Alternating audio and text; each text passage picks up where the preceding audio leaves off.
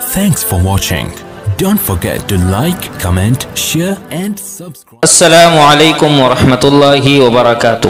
محترم ناظرین و سامعین گرامی، بعض حضرات یہ سوال کرتے ہیں کہ نو مسلم شخص پر قربانی لازم ہوگی یا نہیں۔ تو یہ بات یاد رکھیں کہ اگر کوئی شخص غیر مسلم تھا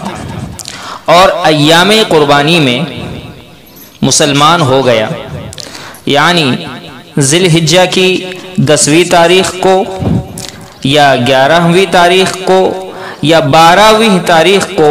مسلمان ہو گیا اور وہ شخص صاحب نصاب اور مالدار بھی ہے، تو اس پر قربانی لازم ہوگی، اس لیے کہ مکمل ایام قربانی میں یعنی 10، 11 اور 12 تاریخوں میں اسلام کا ہونا شرط نہیں ہے، بلکہ اگر کوئی شخص 12ویں تاریخ کو یعنی قربانی کے آخری دن، آخری وقت میں بھی اگر اسلام لے آتا ہے تو اس کا یہ اسلام لے آنا قربانی کے واجب اور لازم ہونے کے لیے کافی ہے۔ جیسے اگر کوئی شخص نماز کے آخری وقت میں مسلمان ہو جائے تو اس پر نماز فرض ہو جاتی ہے، یعنی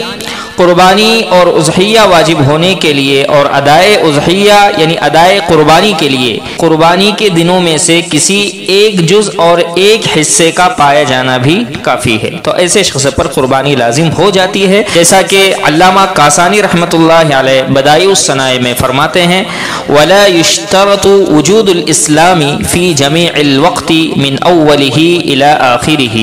حتى لو كان كافرا في أول الوقت ثم أسلم في آخره تجب عليه لأن وقت الوجوب يفضل عن أداء الواجب